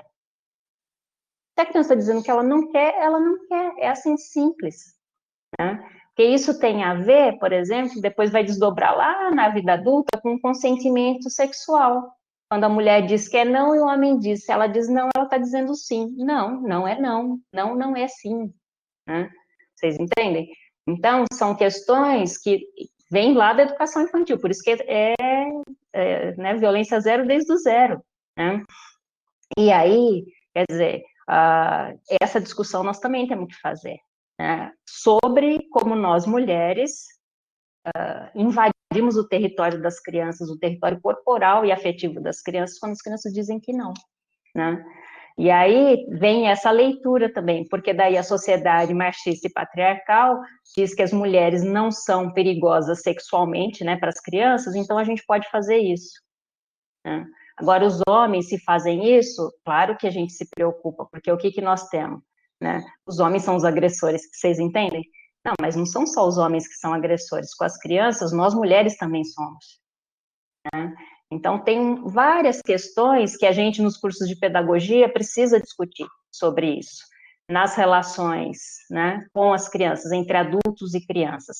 E tem uma parte importante que é essa presença masculina, né, na pedagogia ou na educação infantil, né, que vamos dizer, é o efeito colateral da dominação masculina na sociedade. Esse é o efeito colateral, né? Então, quer dizer, vamos debater isso, vamos conversar com mais profundidade, vamos falar mais sobre a relação entre adultos e crianças, seja na família, seja na escola. Isso é importante, né? Não sei se ajuda, mas eu acho que não é uma questão de ficar disputando entre grupos discursivos e políticos nas guerras políticas, que é um dos motivos de gerar violência na nossa sociedade. Porque isso não é solução. Sem dúvida. Roseli, a gente tem uma questão do Hugo Centurion, bem interessante, né? Existe alguma informação sobre a violência das mulheres indígenas? Você acompanha algum estudo? Uhum. Obrigada, Hugo, pela pergunta, né? Eu, desde 2012, né, quando eu assumi as ações afirmativas, a coordenação das ações afirmativas na UFSCar, eu tive a oportunidade de trabalhar mais proximamente com os povos indígenas que estão na universidade, né, que são 52 atualmente, 52 povos diferentes do Brasil inteiro, né, e que cada povo é um povo completamente diferente do outro, que é muito... A gente tem essa imagem de quem não é indígena, né? A escola fez um desserviço, né, na nossa vida, né?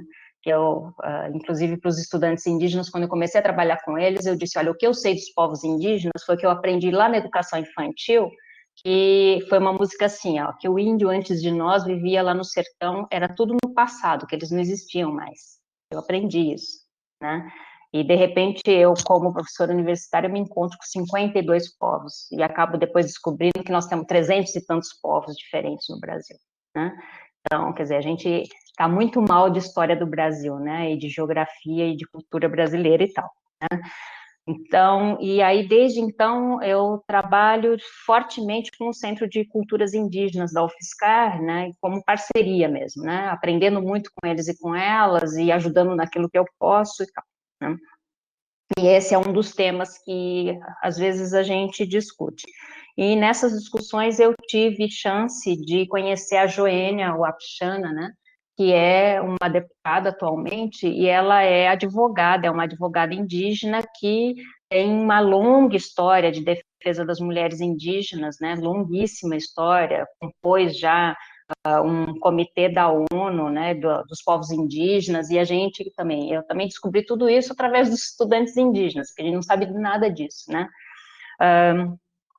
e que, assim, aprendi muito com ela sobre, né, o tipo de violência que é feito contra as mulheres indígenas. Então, primeiro, tem uma violência que é dos não indígenas, né, que é muito forte. Então, quando há invasão das terras, quando as mulheres são frequentemente estupradas, né. Então, essa é a principal violência contra a mulher indígena.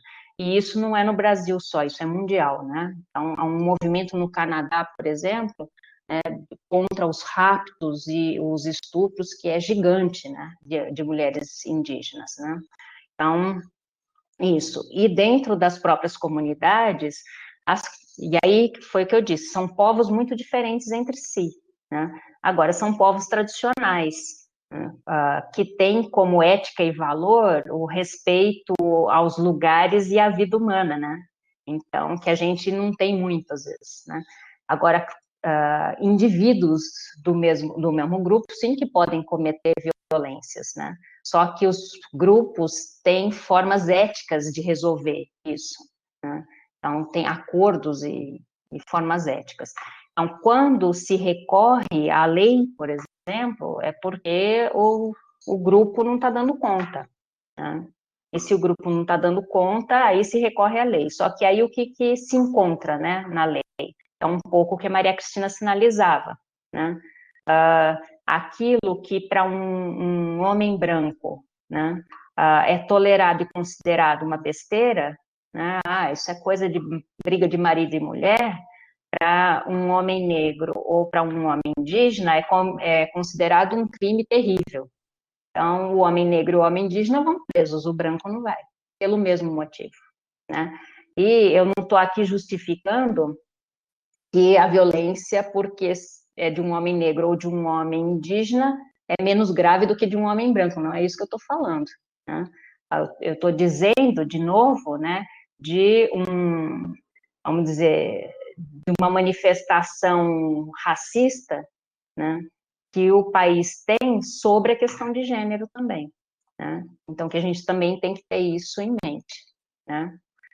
Não sei se ajudo, né, mas vai por aí. Agora tem o Apshana tem artigos e tem coisas bem interessantes sobre isso, acho que vale a pena acessar, assim, para ver.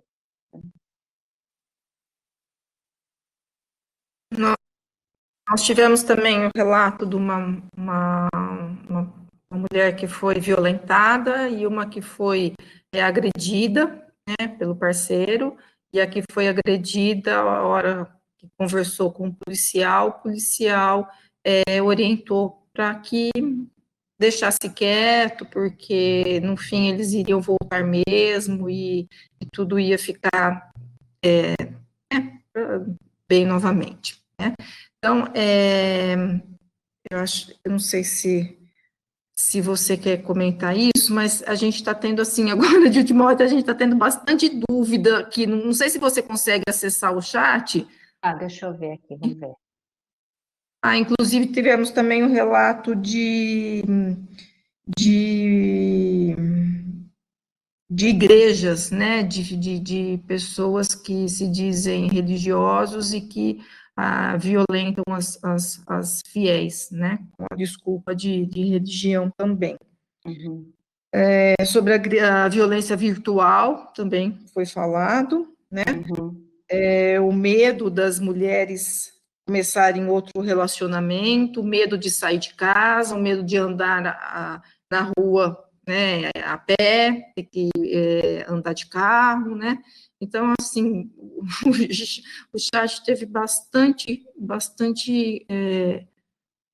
tivemos bastante colocações. Tem uma questão da Raquel aqui, da Thaís, de uma outra pessoa que só está com o RA. Não sei, Roseli, como é que você prefere? Eu acho que podia ser por temas, assim, grandes temas, talvez, né? Acho que pegar essa questão quer dizer, quando uma mulher sofre violência e, quer dizer, agentes do poder público, né, vamos dizer assim, o tipo de reação que esses agentes têm, que pode ser da segurança pública, como pode ser da saúde, como pode ser da educação, tanto faz, né? Então, acho que é uma questão. Outra questão é dos novos relacionamentos e do medo, né, de ter novos relacionamentos, e outra questão que eu estou vendo aqui também, sobre os dados, né, se também fala sobre mulheres trans, deixa eu ver se eu vi direitinho aqui, mencionados, inclui mulheres trans, tem essa discussão pelos órgãos como a ONU, sim, posso falar também, né, A Raquel, estou vendo que a Juliana Guedes está dizendo que a Raquel fez um resumo das questões. Deixa eu ver, cadê a Raquel aqui que eu não estou enxergando? Sim, gostaria que fossem tratados alguns pontos que foram indicados aqui no chat no longo da fala. Acho que procurei compilar alguns pontos. O conceito de violência está relacionado à conscientização da vítima. Se não há consciência de que está sofrendo violência, como lidar? A violência só ocorre por falta de punição e efetivação prática da lei? Dê exemplo de como seriam boas escolhas. A vítima é responsável por ter feito uma má escolha? Os dados de violência estão também os dados das mulheres trans? Tá, aí me ajuda, tá bom. Então, vamos lá. Se o conceito de violência está relacionado à consciência da vítima de que está sofrendo violência, né? Não está relacionado, né? Violência não é um conceito que depende da compreensão do indivíduo, né? Violência está regrado em lei e em compreensão mundial, né? São consensos mundiais, né? Nessa visão de que depende do que a pessoa entende como violência, favorece só quem é agressor ou agressora, né? E tem um monte de gente que adere a esse discurso achando que é um bom discurso, então precisa prestar atenção, tá? Então, independente da pessoa achar que está sofrendo violência, sim que ela está sofrendo violência. A outra questão é se ela vai denunciar ou não, né? Então, no caso de violência, qualquer tipo de violência que uma mulher esteja sofrendo e que eu que sou vizinha estou escutando, sim que eu posso denunciar, e a denúncia tem que ser tomada, né? Então, não é só a própria vítima que denuncia, isso é equivocado, isso caiu já legalmente, né? Qualquer outra pessoa que testemunha a violência também pode denunciar, né? E a grande questão da denúncia, né, é sempre pedir para representar o boletim de ocorrência, porque se não pede a representação, não entra como processo legal, né? É só um registro, é isso que é a informação que as pessoas não têm, né? E precisa, é uma informação muito simples e que é definitiva, né? Precisa pedir para representar a denúncia, tá? Bom, então essa é uma questão, né? Então não depende. Agora, o que a gente não vai interferir é na escolha que faz a pessoa que está sendo vitimada, né? E aí tem a ver com a atração pela violência, que é a outra pergunta, né? Que é se a vítima é responsável pela má escolha. Não, ela não é responsável pela má escolha, né? Eu, assim, penso que a gente tem que levar a debate que a nossa socialização geral é para valorizar essa masculinidade que submete as outras masculinidades e que se sobrepõe ao feminino, né? Então, é essa masculinidade que está em discussão, não é nenhuma outra, né? E nós não estamos falando do masculino no geral, de que todo homem é um potencial agressor, isso é uma mentira, né? Isso é uma mentira historicamente, quer dizer, muitos homens nunca foram agressores, não fazem esse papel, né? Mesmo a sociedade sendo patriarcal, mesmo sendo, entendeu? Não é isso, né?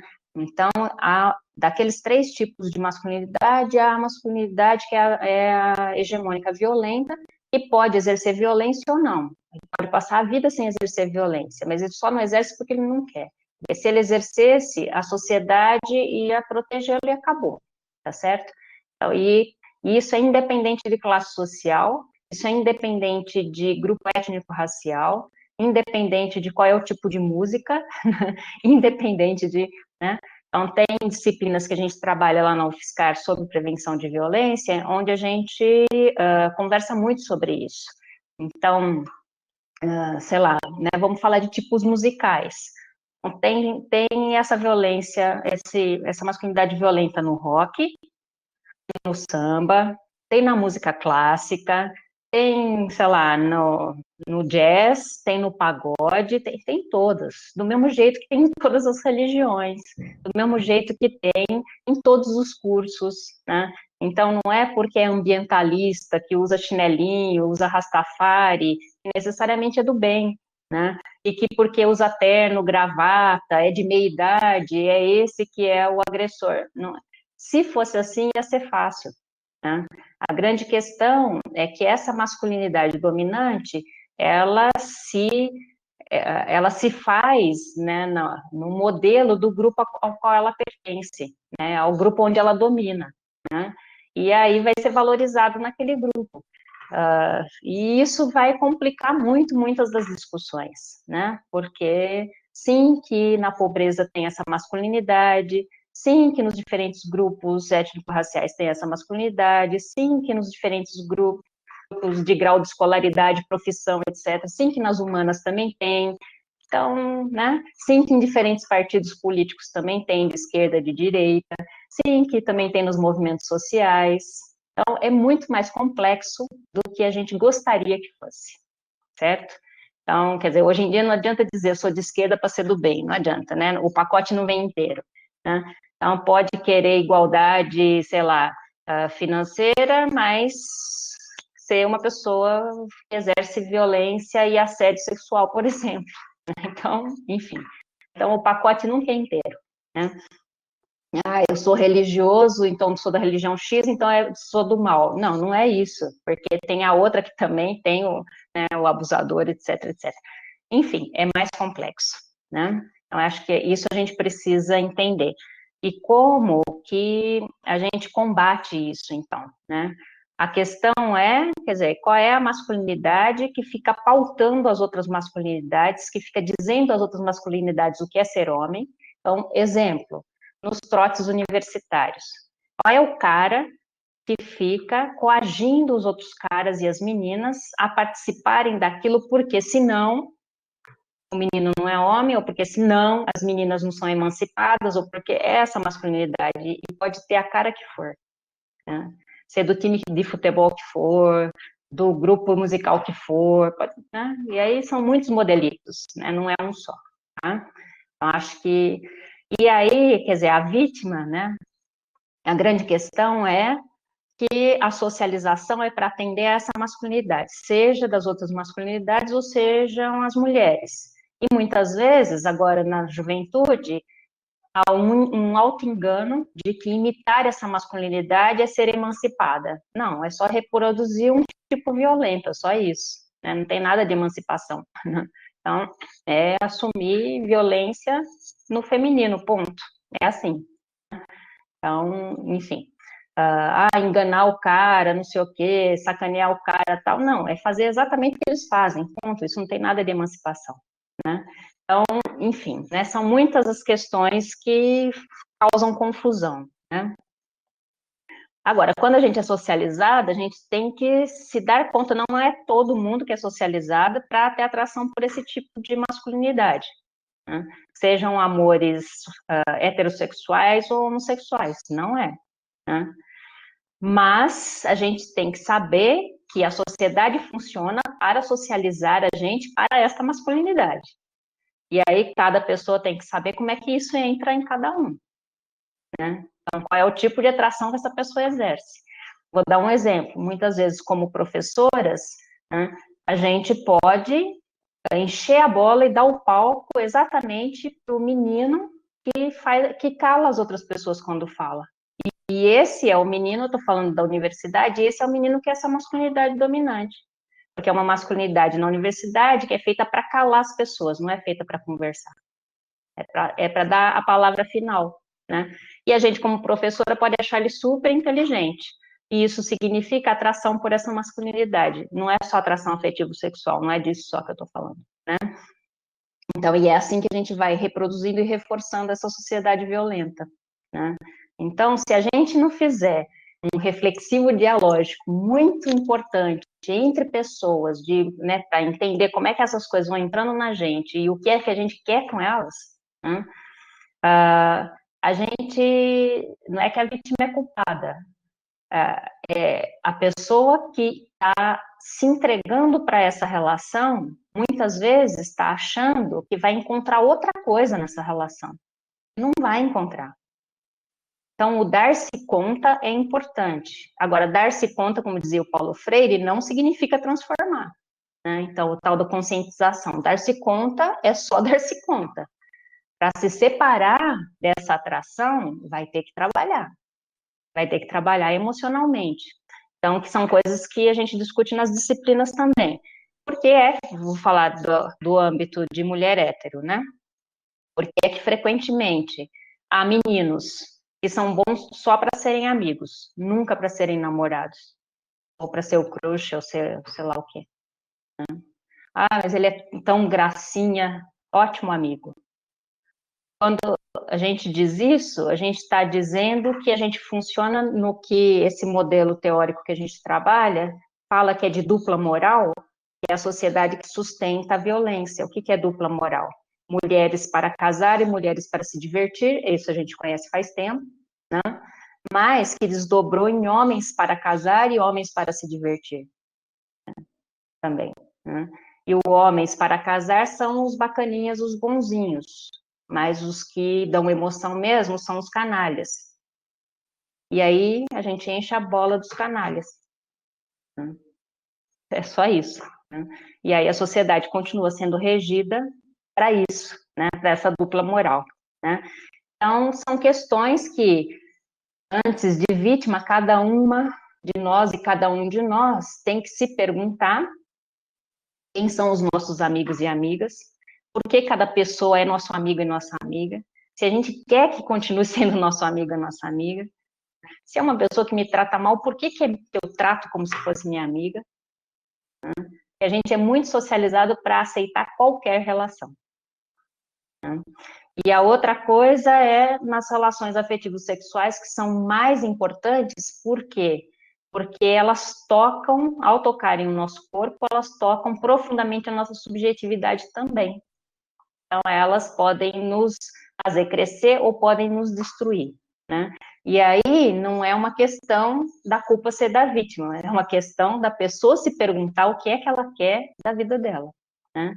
Porque a tendência vai ser, como está socializada nessa escolha, e a tendência vai ser essa, é sempre escolher sair de uma relação ruim e entrar em outra ruim, né? É esse o problema.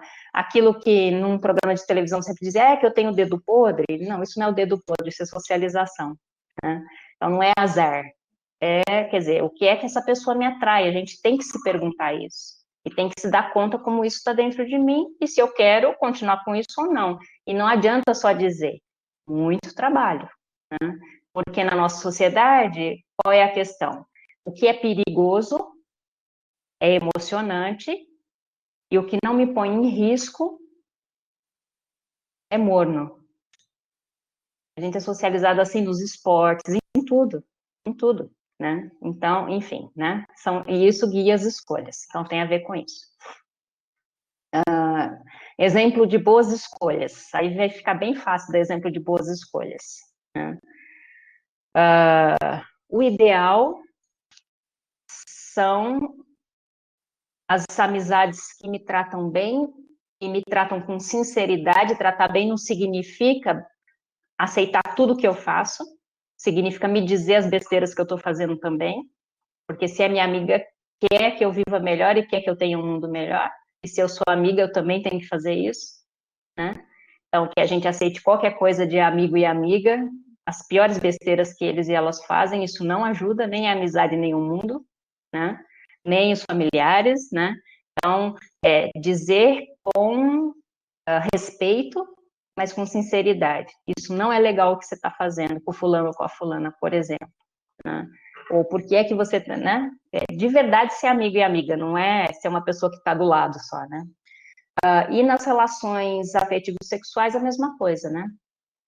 As boas escolhas são aquelas cujas pessoas estão a fim de constituir uma relação dialogando muito sobre o que as duas pessoas querem, de tal forma que as duas sejam muito felizes e que uma não precisa estar obrigada a fazer o que a outra faz, né?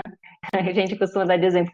Bom, né? Eu vou dar exemplo. Eu não gosto de churrasco, não gosto. Não sei por quê, não gosto, né? Me dá um pouco de aflição de ir para um churrasco e ficar um dia inteiro, eu morro de aflição.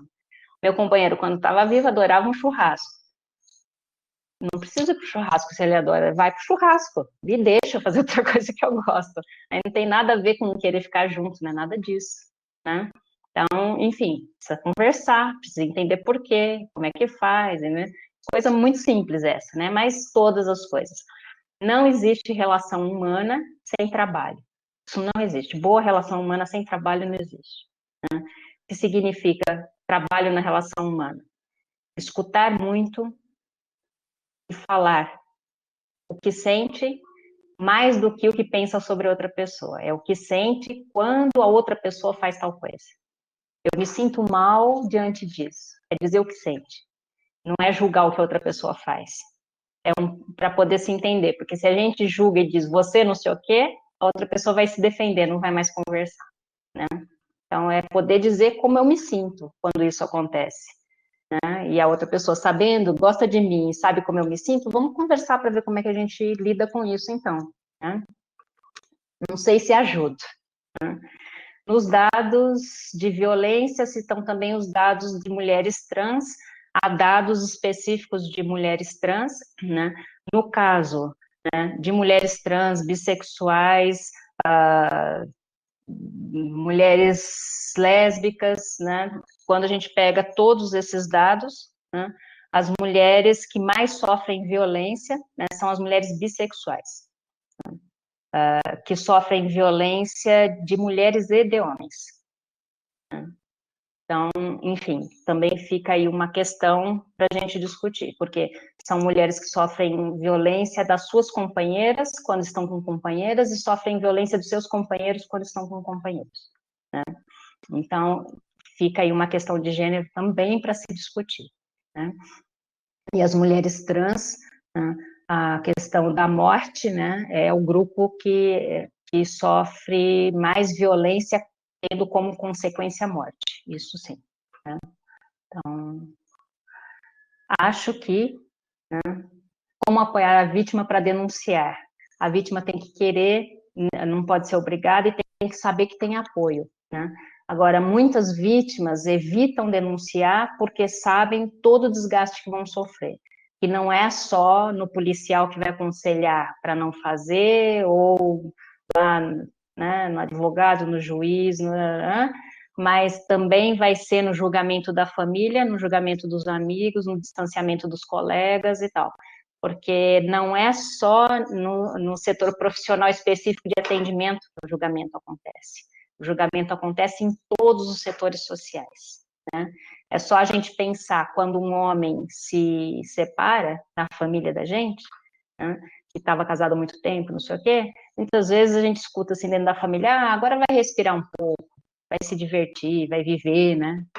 E se uma mulher se separa, todo mundo fica preocupado, porque uma mulher separada é um problema a resolver, né?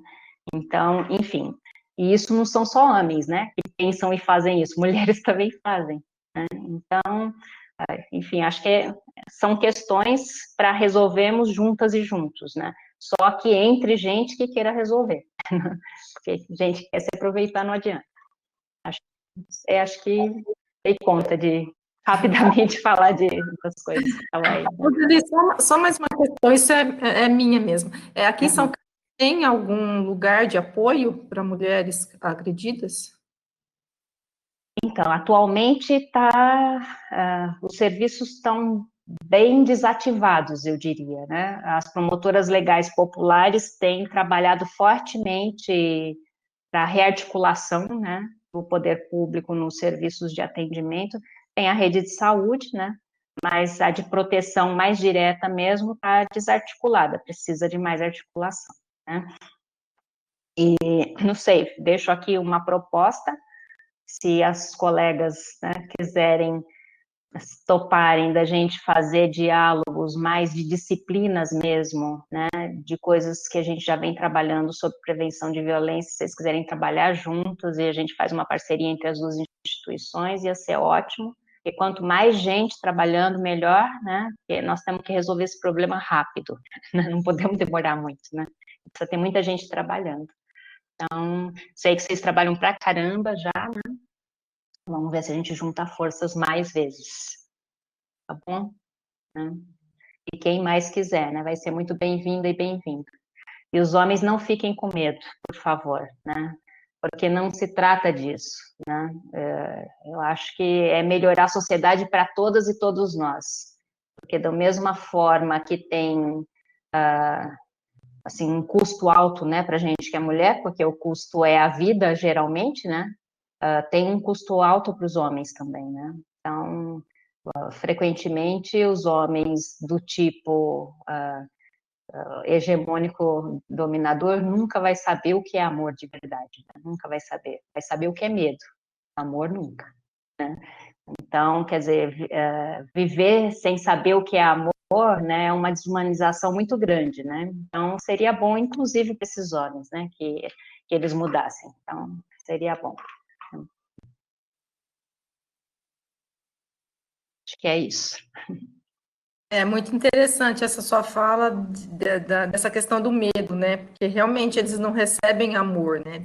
A relação é de medo, né? Ele tem o poder dele ocasiona um medo na outra, na mulher, né? E é muito interessante, eu nunca tinha pensado nisso, é verdade, eles não recebem amor, né? Recebem medo. Uhum, uhum. Michele, Maria Cristina. Nossa, já exploramos muito a Roseli hoje. Deixa ela descansar. Foi muito bom. Muito bom mesmo. Ficaríamos aqui. Ficaria a noite toda aqui ouvindo e discutindo, porque realmente é um tema que a gente precisa unir forças, né? Para falar com propriedade, né? Assim, a gente começa a pensar em várias coisas de todas as nossas relações, de todas as nossas, né, atuações. É muito, muito bom. Eu preciso dizer, né, que assim, eu não sou pessoa sozinha, né? E esse trabalho todo que a gente faz, cada um e cada uma de nós, a gente consegue realizar porque a gente trabalha entre muita gente. Então, quer dizer, eu trabalho num grupo que trabalha muitos temas e o de prevenção de violência, nós somos, sei lá, umas 30 pessoas, né, trabalhando. E gente trabalhando com violência contra a criança, abuso sexual contra a criança, contra adolescente, relação amorosa de adolescente, violência de gênero, violência na universidade, então são muitas pessoas. E aí, como a gente debate entre todo mundo sempre, né, cada um e cada uma de nós, quando apresenta o trabalho de todo mundo, não apresenta só o trabalho próprio, tá bom? É isso, né? Porque são temas que não dá para trabalhar sozinho. Né? Quanto mais gente trabalhando, mais a gente tem conhecimento e mais a gente consegue enfrentar, né, o problema, tá bom? Então, é um grupão. A Denise está aqui me acompanhando, me escutando também, que a gente sempre vai em pelo menos 2 pessoas para os grupos. Então, obrigada, viu, Dê? Tem uma bebezinha, e tá aí com a bebezinha no colo e me acompanhando. A Dê estuda adolescentes diretamente. A Denise Bachega, doutora Denise Bachega, da psicologia. Bom, acho que seria bem interessante, né, Maria Cristina, a gente fazer uma parceria mesmo, porque são temas que realmente precisam ser discutidos, né, trabalhados e... obrigado pelo convite, eu já topo. Tá bom, vai ser um prazer, vai ser ótimo. A Ana é 220, ela topa tudo, e vai mesmo. Ótimo. Eu também, podem contar comigo. Muito bom, muito bom. Tá ótimo. Depois a gente se fala. Ai, Roseli, obrigada. Foi muito produtivo, foi ótimo, na verdade, foi excelente, né? Visto as discussões que deram no chat, né? Então foi muito produtivo. Olha, te agradeço demais, a gente agradece demais, né? Então, e vamos fazer essa parceria. Tá bom? Ótimo, eu agradeço. Boa noite para todo mundo. Vi que tem muita gente que conheço, né? E E a Thaís por aí, a Thaís Patracon, a Ju, que fui professora também, oi, Ju Guedes, né? Um montão de gente. Né? Bom, há 30 anos eu dou aula, né? Então, uma parte grande de ex-aluna está por aí, ainda bem. Responsável pela nossa formação. Que bom, eu fico orgulhosa, um pedacinho, né, da formação, mas fico orgulhosa. Gente, muito obrigada, viu? Ó, lindo trabalho que vocês estão fazendo. E tem aí mais 2 dias de lindo trabalho pela frente. Sucesso aí, viu? Obrigada, Roseli. Nós é que agradecemos e continua aí com esse trabalho bonito de vocês. Obrigada. Tchau, tchau. Tchau, gente. Tchau, tchau. Obrigada. Boa noite. Até mais. Beijos.